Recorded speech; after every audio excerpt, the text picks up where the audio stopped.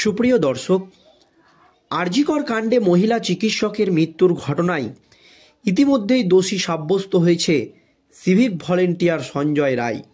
সঞ্জয় রায়ের সাজাও ঘোষণা হয়ে গিয়েছে, কিন্তু সঞ্জয়ের ফাঁসি নয়, আমৃত্যু কারাদণ্ডের নির্দেশ দিয়েছেন শিয়ালদহ আদালতের বিচারপতি অনির্বাণ দাস। এখানেই প্রশ্ন উঠে গিয়েছে যে কেন এত বড় অপরাধ করার পরেও ধৃত সিভিক ভলেন্টিয়ার সঞ্জয় রায়কে ফাঁসি দিলেন না বিচারপতি অনির্বাণ দাস। এখানে বিচারপতি কিন্তু একটি চালাকি করেছেন দর্শক। কি চালাকি এবং কেন ধৃত সিভিক ভলেন্টিয়ার সঞ্জয় রায়ের ফাঁসি দিলেন না দেখুন দর্শক। আর ধৃত সিভিক ভলেন্টিয়ার সঞ্জয় রায়ের ফাঁসি না হওয়ায় শিয়ালদহের নিম্ন আদালতের রায়কে চ্যালেঞ্জ করে তড়িঘড়ি কলকাতা হাইকোর্টের দ্বারস্থ হয়েছেন মুখ্যমন্ত্রী মমতা ব্যানার্জি, এমনকি কেন্দ্রীয় তদন্তকারী সংস্থার সিবিআই আধিকারিকরা। কিন্তু এখন মুখ খুলতে শুরু করেছে ধৃত সিভিক ভলেন্টিয়ার সঞ্জয় রায়, আর সেখান থেকেই কিন্তু খেলাটা ঘুরতে শুরু করেছে। সত্যিই কি তিলোত্তমাকে ধৃত সিভিক ভলেন্টিয়ার সঞ্জয় রায় খুন করেছে?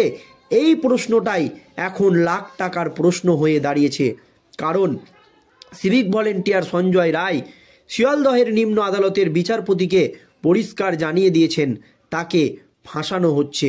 এই আবহে শিয়ালদহের আদালতের বিচারপতি ধৃত সিভিক ভলেন্টিয়ার সঞ্জয় রায়কে একটা প্রশ্ন করেছিল যে তার চুল নির্যাতিতার ওইখান থেকে পাওয়া গিয়েছে, তাহলে এই চুল কোথা থেকে এলো?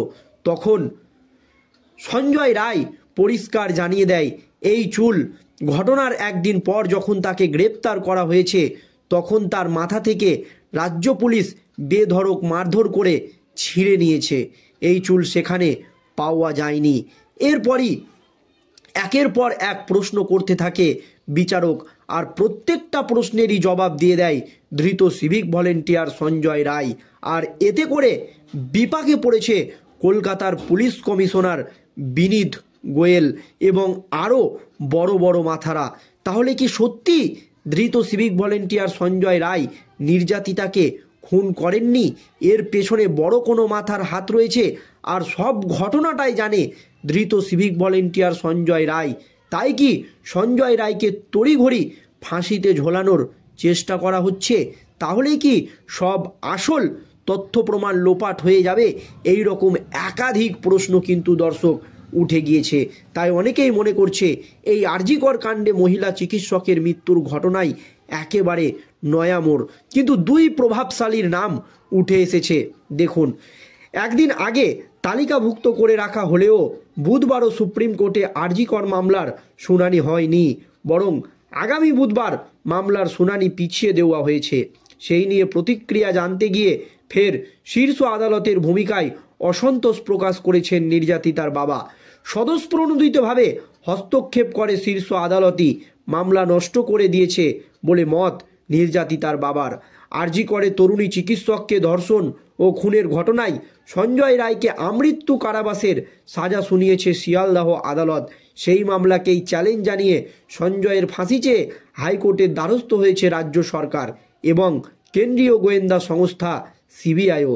যদিও তদন্ত প্রক্রিয়ায় অসন্তোষের কথা জানিয়ে আগেই শীর্ষ আদালতের দ্বারস্থ হয়েছিলেন নির্যাতিতার মা বাবা, সেই নিয়ে আজ শুনানির কথা থাকলেও তা হয়নি।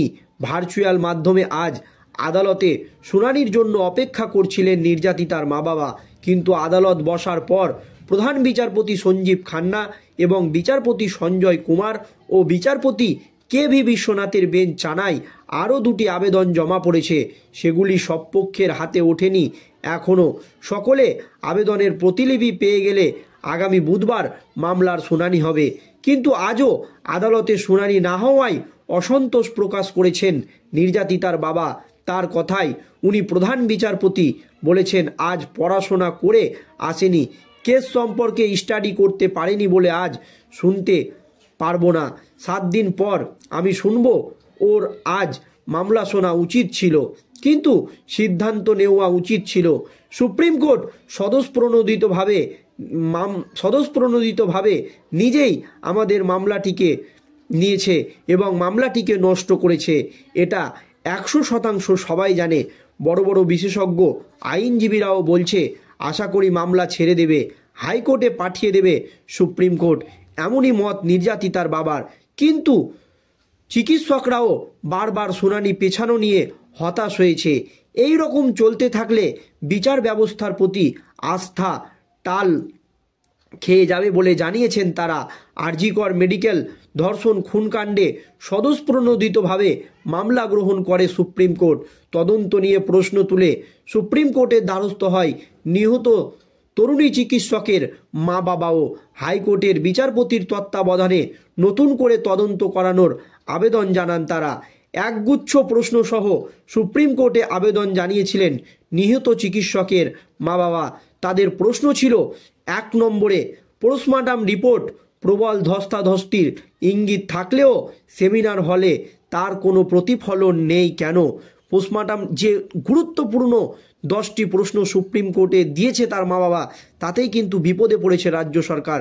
পরিষ্কার জানানো হয়েছে 1 নম্বর কোয়েশ্চেনে যে পোস্টমর্টম রিপোর্টে প্রবল ধস্তাধস্তির ইঙ্গিত থাকলেও সেমিনার হলে তার কেন কোনো প্রতিফলন নেই।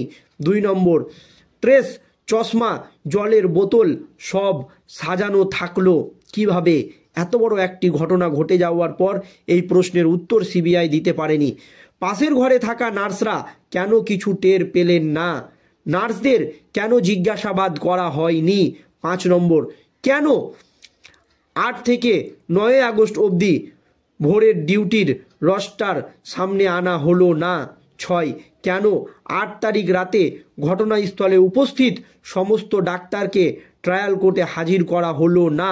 7, ধর্ষণ ও খুনের ঘটনায় কেন পরিবারকে প্রথমে আত্মহত্যা বলা হয়েছিল? 8, মা বাবা হাসপাতালে গেলে কেন তাদের প্রায় 3 ঘন্টা বসিয়ে রাখা হয়? 9, শেষবার তরুণী চিকিৎসকের সঙ্গে যে 4 ডাক্তারকে দেখা গিয়েছিল তাদের মধ্যে 2 জনকে জিজ্ঞাসাবাদ করা হয়নি কেন? 10, তড়িঘড়ি মৃতদেহ সৎকার নিয়েও প্রশ্ন তুলেছেন নিহত চিকিৎসকের পরিবার। আগামী বুধবার অর্থাৎ 29শে জানুয়ারি মামলাটি শুনবে সুপ্রিম কোর্ট। এই মুহূর্তে সেই দিকেই তাকিয়ে রয়েছে সকলেই। কিন্তু সবচেয়ে যে বড় প্রশ্নটা, কেন নির্যাতিতার মা বাবাকে হসপিটালে 3 ঘন্টা বসিয়ে রাখা হলো? তখনই কি রাজ্যের পুলিশ বা আরজি কর কর্তৃপক্ষ সমস্ত তথ্য প্রমাণ লোপাট করেছে? এই প্রশ্ন কিন্তু তুলে দিয়েছে। এতেই কিন্তু বিপদে পড়েছে রাজ্য সরকার। দর্শক, আপনাদের মতামত জানান।